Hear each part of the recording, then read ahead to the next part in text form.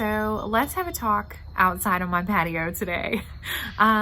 We're not going for a walk because my little boy is taking a nap, and I just want to share some crazy things that have been happening to me over the last week, like hair dryers exploding in my hand and amazing things that God has done to help me over the last few days. So I just want to share some encouragement with you guys, maybe entertain you with some crazy stories, and share with you where I'm headed and invite you along for the ride.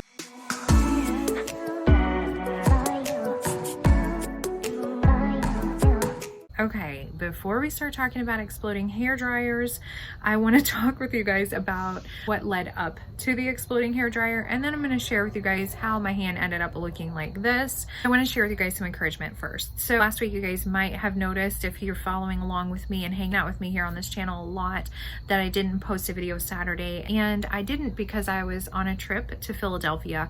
I was visiting my dad who's sick. He has been diagnosed with pancreatic cancer, and I was just visiting him and just spending some time with him like I should, and enjoying some time together and really just not focusing on anything else. So I want to share some of that with you, just share what God has been doing and encourage you that if you're in a place that seems hopeless, there's always hope, and God sees you, He hears you, and He's always there taking care of you. Because if He does it for me and those that I love, then He's going to do it for you too, because He loves you just as much as He loves me. And I always tell people I'm God's favorite, but the truth is, so are you. You're God's favorite as well. And when bad things happen to us, we tend to blame God and get mad at God and say, like, you know, how could you let this happen? Why didn't you stop that? Or why didn't you control that if you're in control?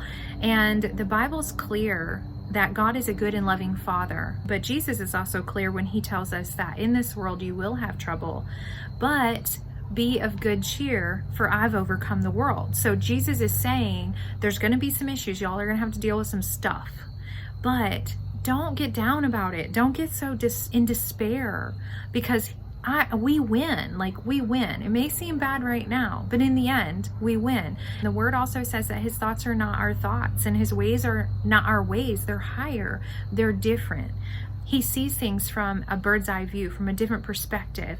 God knows the end from the beginning. So He knows how all of it's going to work out, and He works all things together for our good. So even when things seem so hopeless and so incredibly dark and bleak and grim, He has a plan. He has a way, and He's made a way out. Even though we don't always understand it, and we don't like to go through hard things, they're uncomfortable, and we don't like to lose people that we love, of course, because that's horribly sad. But if they know Jesus and we know Jesus, then we know on the other side of this life, we're going to be together again one day. So that's our hope. Our hope is that this is not the end when we leave this planet. I know that even though my dad is sick, whether or not God heals him on this side of heaven or not, he's healed. He's going to be healed. Either God's going to heal him here, or He's healing him on the other side of this world. One way or another, he's healed. So it's just a different perspective, and it's not necessarily an easy one to remember all the time when what's right in front of us is real. It's happening, and it's hard, and it's painful. And that's some of the things I've been dealing with personally, for sure, for the last, I'd say, 6 months. And I haven't shared a lot of that. Sometimes I'm not even able to talk about it myself.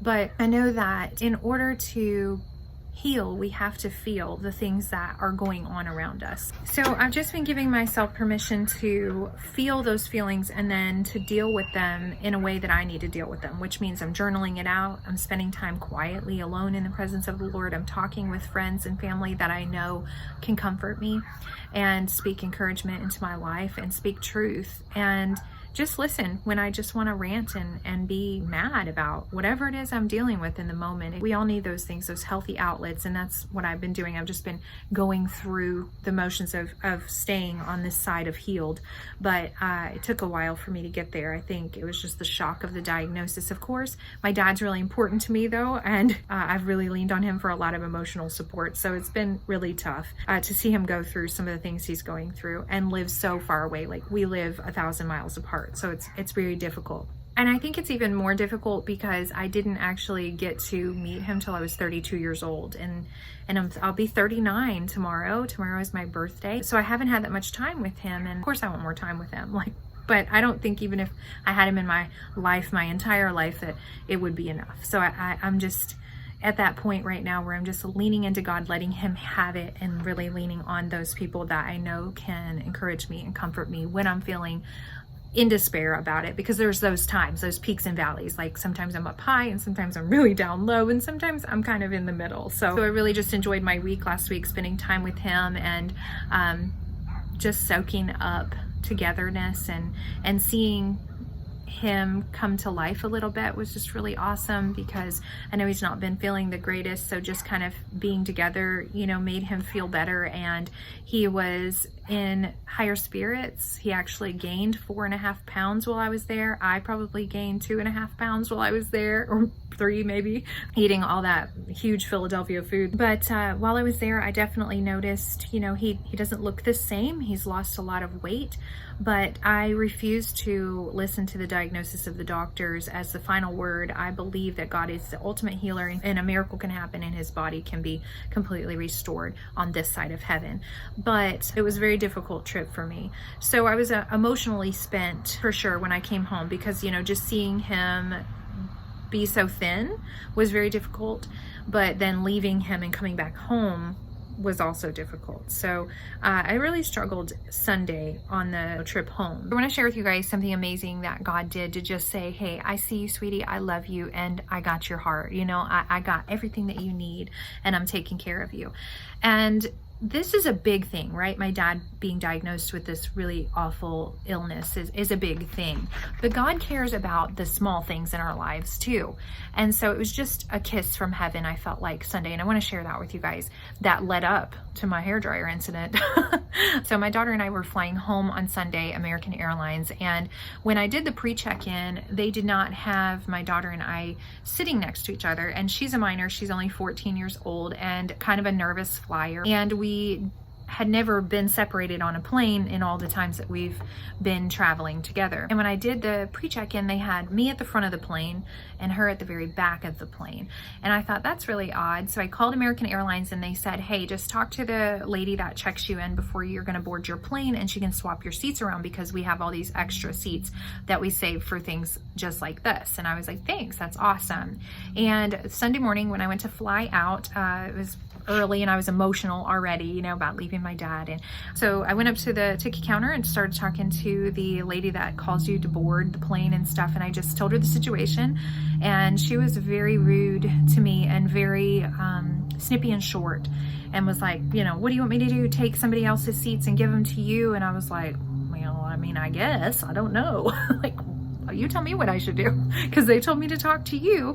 And she said, you know, this is a full flight. And so she's like going on and just really snippy and ranting and clearly having a bad morning. It was very early in the morning. Who knows what happened before she left her home? Who knows what happened the night before? Who knows what kind of day she had? I don't know.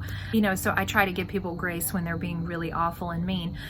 So I was just kind to her, and I just asked her, there's nothing else that can be done about the situation? And she's like, no, there's nothing, it's a full flight. I said, okay, thank you so much. And I went and sat back down next to my daughter, and I just put my arm around her, and I said, sweetheart, we're just gonna have to sit separate on this flight, okay?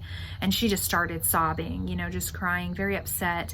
And of course, my mom heart's breaking for her, because I know she just wants that security of mama being next to her. I said, you know what we're gonna do, sweetie? We're just gonna pray. Okay? And I just put my arm around her and I just started praying. I said, God, I just pray that you would make a way for us to sit together on this plane, and that you would work all this out. And I thank you so much in advance for taking care of this for us, because I know that you see all of our needs. You know what we need ahead of time. And I said some other things. Who knows what else I said to God, but I just remember saying those specific words. And I said them out loud in the middle of a busy place. It didn't matter. And I just held my daughter as she kind of quietly cried on my shoulder. And about 15 minutes went by, and the same really mean ticketing lady came over, and she kneels down real close to us, and she's got a little paper ticket in her hand, and she says, ma'am, this is the best I can do. I totally different demeanor. Like, who is this person? Because just a minute ago, she was like, you know, just mad and stuff. And I was like, oh my gosh. And she was just so sweet and kind. And she said, I was able to move your daughter to the seat right in front of you even though it's not in the same row, is that okay? It's the best I can do. I was like, yes, thank you so much. And she said, you know, when you get on the plane, you can ask somebody that maybe is in your row or in her row if they're traveling alone, if they might swap with you. And I was like, absolutely, that would be so great. Sure. I just looked at my daughter and was like, see there, babe, God cares about everything. The little things, the big things, as silly as it is just to have seats next to each other on the plane or close. And so we get on the plane, and sure enough, there was a woman in the seat right next to me who was traveling alone. And she was precious. And she said, absolutely, I'll switch with you. So we were able to fly home together, not just even close to each other, but next to each other in the same row. And that just really was a big deal to me, because it was a big deal to my daughter that she felt comfortable on the flight. So that was just one way that God really took care of me on Sunday and showed me how much he loves me and how he cares about the big things and the little things. So our flight was great. We landed in Nashville and everything was awesome. My husband was there picking us up. Everything was great.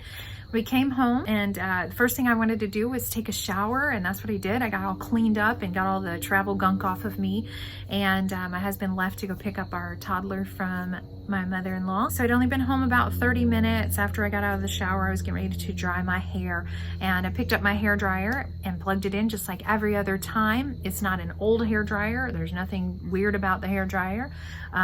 It's just a hair dryer, you know. And I plug in the hair dryer and I start doing the same routine I always do. I'm holding the hair dryer in this hand, my brush in this hand, and I started to do my roots up here on the top first.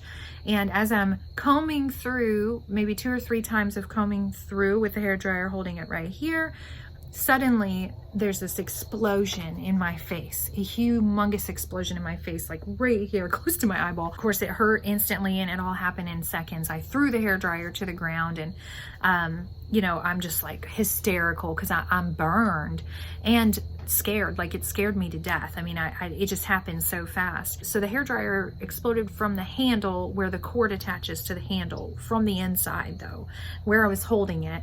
And it exploded electricity out, shocked me. Like, my brain was doing a fuzzy thing. My body was like doing some funky thing. I couldn't stop crying. I was hysterical, you know, just like, I've just never even been that emotionally unstable, like where I couldn't stop crying. And I've been through a lot of pain. Like, I've had 3 children, C-section, and I've been through a lot of emotional pain in my life. If you guys have read my book, you know that, and physical pain. That was like the craziest thing I've ever experienced, as far as not being able to calm myself down. And my husband wasn't home, but thank God my daughter was. So I'm screaming. So of course she comes running, and she calls my husband, and he, you know, he's racing home. And so I was only home 45 minutes that day, and had to take a trip to the emergency room. And in the emergency room, the doctor just looked me over and said, thankfully it was just 1st and 2nd degree burns. Thankfully the electricity did not grab a hold of me where I couldn't let it go, because it could have killed me. And also it didn't, the fire portion of the firework that came out didn't explode my, you know, burn my face or burn my hair.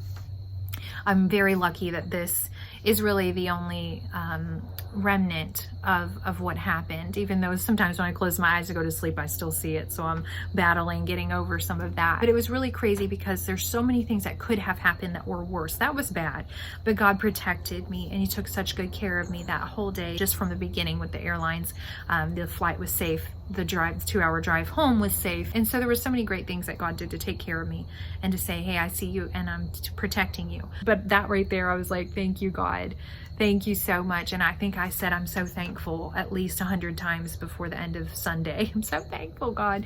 And I am so thankful. And that's such a good reminder. And it's kind of funny how we're always reminded to be grateful for what we have when we've almost lost it. But we get so used to things and we're kind of comfortable. Like, we just expect things to always be the same way, or we expect the people in our lives to always be there, or we expect, you know, calamity and tragedy that are not going to come to our lives. And we just get in this place of expecting the good things to always kind of be there without a sense of gratitude. At least I know I do at times. I know that I take things for granted that I should not, like people, relationships, my life, things like that. You know, so just to name a few. But even before that happened, during the week when I was in Philadelphia, I was just so thankful while I was there, and full of gratitude for the time, for the ability to fly out there, the finances to get out there. I was thankful for the family that was surrounding me, that loved me. Just thankful for the connection that God helped me make to find my dad in the first place. I just had this overwhelming sense of gratitude the entire week anyway. So when I got home, it didn't end, it just got bigger when that hairdryer exploded in my hand after I was able to calm down a few hours later, that I was just so thankful and full of gratitude that I'm alive, that my hand is safe, that my home is safe, it didn't burn my home down, that my hair didn't get burned off, that my face didn't get burned, you know, just really important things to me. Like, of course I wouldn't want my face to look like what my hand looks like at all. Like, would not be fun. And of course I've been in a lot of pain too for the last couple of days, so I've been on some pain medication for that. So I'm finally pain medication free today, thank God. So I'm able to even talk to you about what's been going on. I've really just been wanting to share the goodness of God with you guys since I got back from my trip, but it's just taken me a little bit to get this filmed. So thank you so much for just sticking with me and hanging out, and I pray that my experience is encouraging to you. If you are encouraged, I would love for you to just click that little thumbs up button down there, that one right there, and let me know in the comment section below, what are you thankful for today? And it could be something as small as the breath in your lungs, which is huge really, but sometimes we can look at our lives and see all that is not good, or all that is hard, or all that is seemingly wrong, and say, okay, I don't really have anything to be thankful for. But the truth is you do, and you don't even have to look that far. So I'm going to be doing a couple of videos coming up for you guys talking about gratitude and the difference maker it really can be in your life and in your attitude and in your perspective. And I want to also share with you guys some stuff that I've been learning and experiencing about expectations, and having good expectations versus bad expectations or negative expectations. So we're going to be talking a lot about that coming up. And also want to share with you guys that I'm going to be sharing my very last Nutrisystem video with you on Saturday this week. So if you have started following me because of Nutrisystem and you really just like what I put out for Nutrisystem, I just want to let you guys know and give you a heads up that that's what's happening. Nutrisystem is fine, it's great, but it's not the end all be all for weight loss. And I have some really neat and fun things coming up that I'm going to share with you guys about what I'm doing called Trim Healthy Mama. I'm doing it with a friend, and I'm learning a lot about different things I didn't know about foods and how they affect your body in different ways. And I'm just going to be sharing my journey with that coming up pretty soon. And I'm also going to just be sharing a lot more about things that matter to my heart, about being healthy from the inside out, and that has to do with our mind, body, and our soul. So I talk a lot about Jesus on this channel. I talk a lot about healing and identity. And if you guys want more of that, please go ahead and follow me on Instagram. You guys can find a link to that in the description below. And you can also join my Facebook group. That is just a private group for women to get together and just share their struggles, share their troubles, and encourage one another in those things, and get some tips and free coaching from me in that group. It's a brand new group I just started, so you guys jump in there. So grab the link in the description below for that Facebook group as well. And I look forward to sharing so much more of what God has done and his faithfulness, and just sharing my life with you guys, and hoping that my testimony encourages you, and encourages your faith, and challenges your perspective for change in your life and growth in your own life as well. And that's it for today. So I look forward to seeing you guys here next time.